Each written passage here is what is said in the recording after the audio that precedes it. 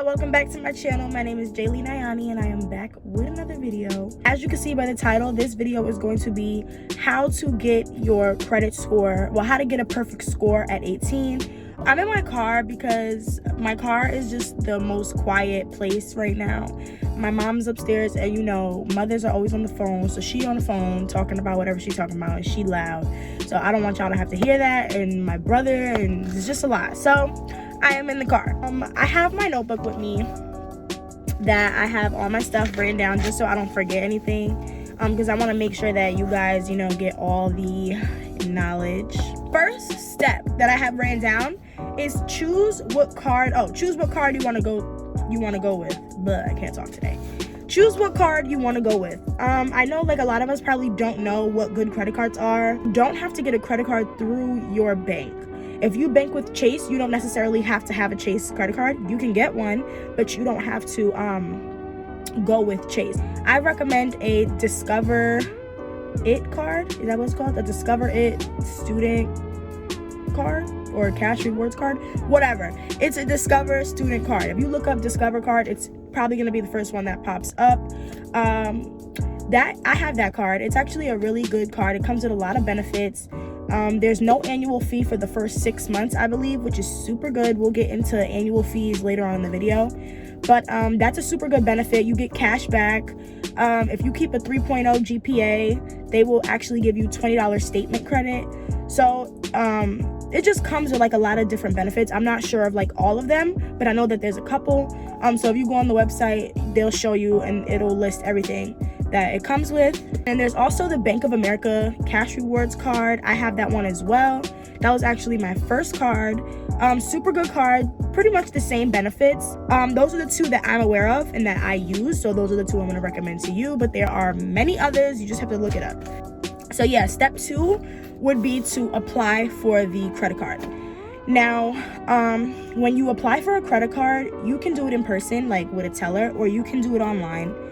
I recommend applying for a secured credit card. There are 2 types of credit cards, a secured and an unsecured. An unsecured credit card is basically when you borrow money from a bank. That's kind of when they, you apply for a credit card and they look at your bank history. They look at many different things and then they decide if they want to approve you. If you get approved, you get a limit of whatever they feel is necessary for you. Unsecured credit cards are good credit cards when you know what you are doing. I don't recommend getting one at first. It's actually way harder to get approved for an unsecured credit card as opposed to a secured credit card where you actually aren't borrowing money. Like technically, you're basically just using your own money. It's just kind of like on a credit card. You go to your bank or you do it online or whatever, and you basically have $200 and you would apply for the credit card and say, look, I have $200 that I want to put on this credit card. And the bank, if you get approved, will take that $200 as collateral, which is basically saying like, okay, we'll give you a credit card that has $200 on it. It doesn't go past the amount that you give them. So if you give them $300, you'll get $300, I believe. You give them $200, you get $200 on the card. It doesn't go above it, which is why I say technically you're not borrowing money. It usually goes in a certificate of deposit, which is a specific type of account. It's like a locked like savings account. It's kind of like how I like to describe it. They put it into a certificate of deposit and they hold it there. And basically every time you spend your card, the money on your card, you still have to treat it like a regular credit card. You still have to pay that money back. So if you swipe and you spend $10, you still have to pay that $10 back. But that $200 that they have of yours is just to say, okay, just in case he doesn't pay his money back, we'll keep the money out of the $200, if that makes sense.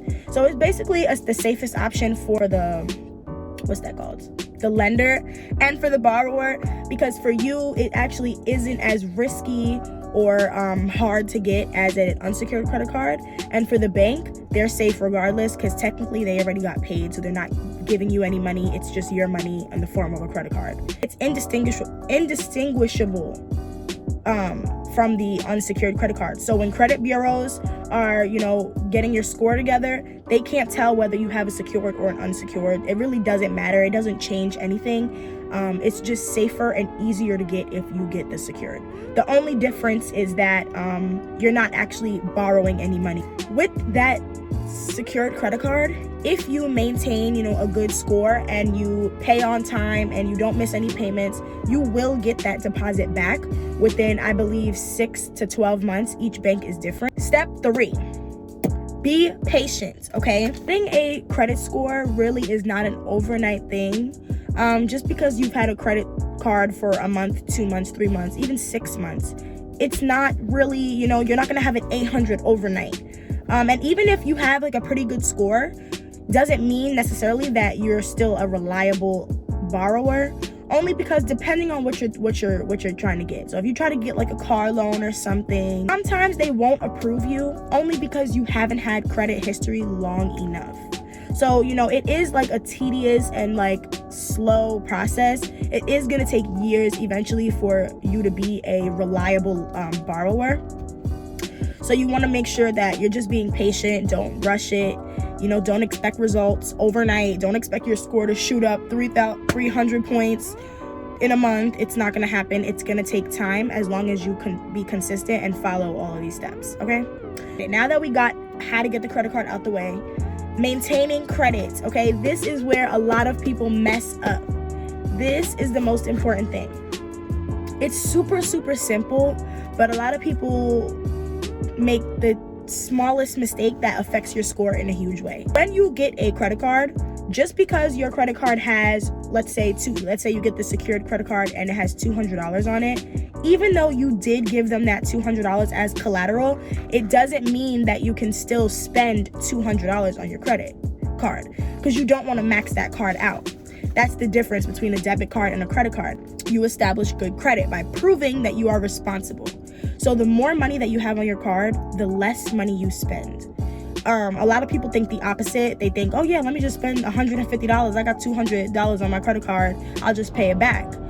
No, you want to spend the least amount as possible. Credit Karma, they give you like bars that will tell you the exact numbers or percentages where you are, where you need to be in order to stay in the green or to be in the red. Red obviously is bad, green is good. So 10% to 30% is in the green. Meaning you don't want to spend more than 10 to 30% of your credit limit. You don't want to buy a pair of sneakers that you really can't afford on your credit card, and now you can't spend on that credit card for the rest of the month until you pay off that money. You don't want to do that. So spend as little as possible. Second thing would be to pay it off in full. This is another reason why you should spend no more than, oh, my air is on, it's a little cold. You don't want to spend more than 10 to 30% of your credit card limit, because if you do, it's going to be a little bit harder to pay back. You only want to spend what you have available to you in cash. At the end of the month, when you get your bill in the mail or online or wherever, and it says, hey, you owe us $300, no worries, just pay us $35 and you're good. You can pay that minimum balance and still remain good, and nothing bad will happen to your credit. But in the long run, it will affect you because you'll eventually have to pay interest. When I first got a credit card, they kept saying your APR, your APR, your APR. I'm like, what is APR? Your APR is your annual percentage rate. Basically, like the cost of borrowing money.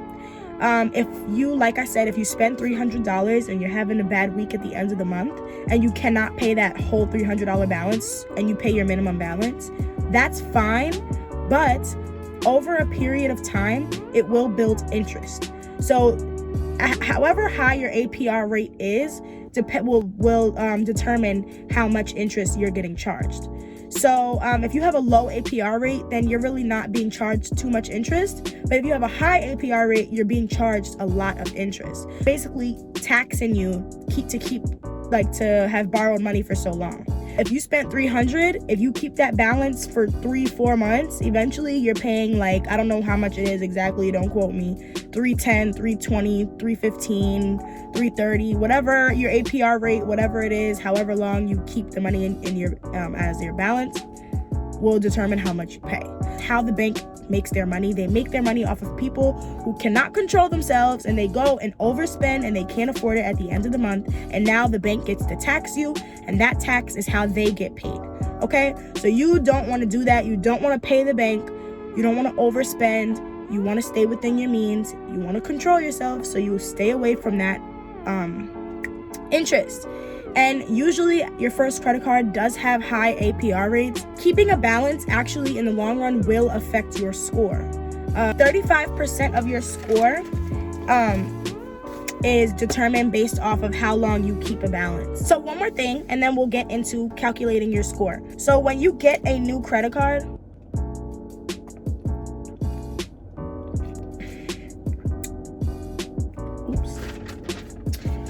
opening a new line of credit, it does benefit you in a way, but it will hurt you if you do it too often or too soon. If you got your credit card in March, and it's like March, April, May, June, and you want to get a new credit card, it will affect the length of your credit history. If you now it's like what, December, so March, April, May, June, July, August, September, October, November, December, as opposed to having 9 months of credit history. If you applied for a new line of credit too soon, like 3, 4, 5 months, even 6 months after you got that credit card in March, it will lower it. It will bring it from like 9, I'm not sure the exact amount, but it could bring it from like 9 months to like 8 months or 7 months. It will lower your length of credit history because credit history does not go based off of when you got your first credit card. It's like it's estimated, it like rounds it up depending on how many times you get a new line of credit. Try to wait at least 8 to 12 months between each line of credit. As you go, like once you've hit a year, 2 years, 3 years, you don't have to like wait at 8 months anymore. I mean, you can apply a little sooner, but when you're first starting out, like you're in your first year, don't go applying for 10 credit cards in a year because it's gonna affect your score. There are 3 credit bureaus, the TransUnion, Experian, and Equifax. Those are usually the ones that you can see on like things like Credit Karma or wherever you go to look at your score. That's usually what we're able to see. Those are not your actual 100% score. Real score is your FICO score. All 3 of those scores calculated into one.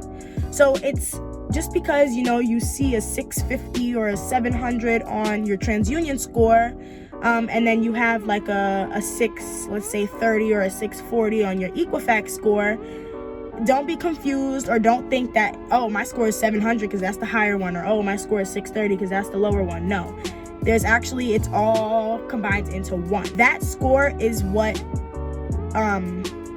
people see.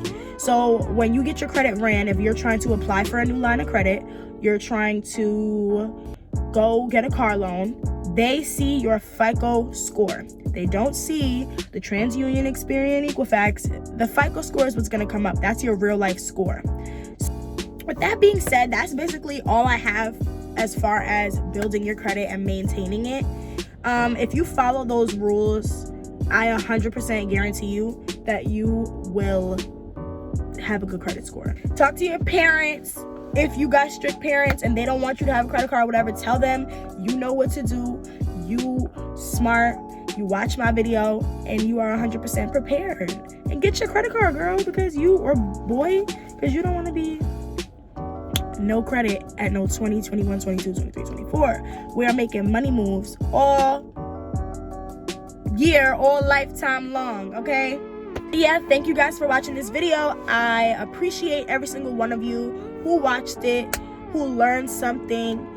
If you guys did like it, please, I want to hear everybody's feedback. I want ideas, I want topics, I want opinions, things that you guys know that I don't. Maybe you think differently about something. Tell me. I'm always open to learning, and I'm always open to teaching people what I know. So yeah, I appreciate everyone. Please like, comment, and subscribe.